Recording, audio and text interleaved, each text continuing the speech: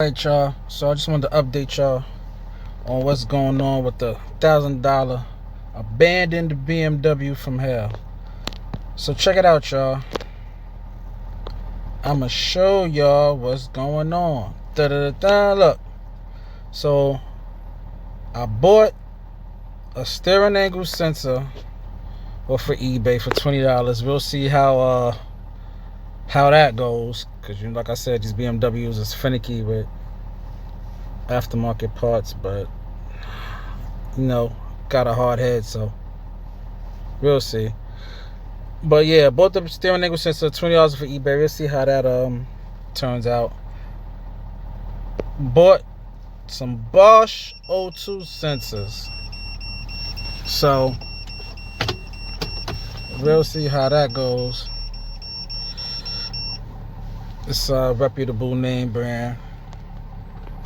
They already been delivered, so I gotta do a storm on the car. It's a late video. I ordered them last week or two ago.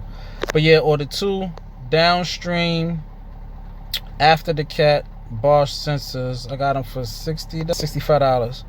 So we're gonna throw those in to see if that fixed the check engine light, and I'm also gonna check on the readings that they're giving to see if it's if it was an O2 sensor that wasn't reading properly, or if it's something else.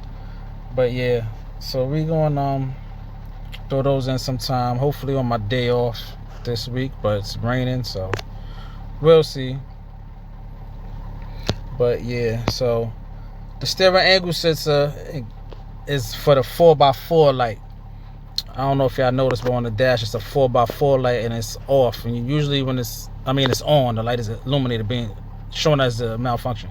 Usually when it's on, you could just turn the steering wheel all the way to the left and all the way to the right and it'll turn off. But it did that like once or twice before I turned all the way to the left, to the right, and it turned off. But now it's just staying on, and it's saying something wrong with the steering angle sensor. So I'm gonna replace that.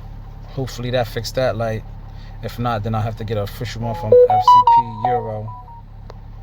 But yeah, that was $19.95. Came up to $22 with shipping, $21.72. So we're gonna throw that in and see what happens with that. And yeah, so basically that's it. We're gonna throw these parts in the next couple days. Hopefully it ain't raining, because I gotta crawl up under the car and I don't got no lift, and I don't even got my jack, so I'm gonna have to drive the car like up on the sidewalk.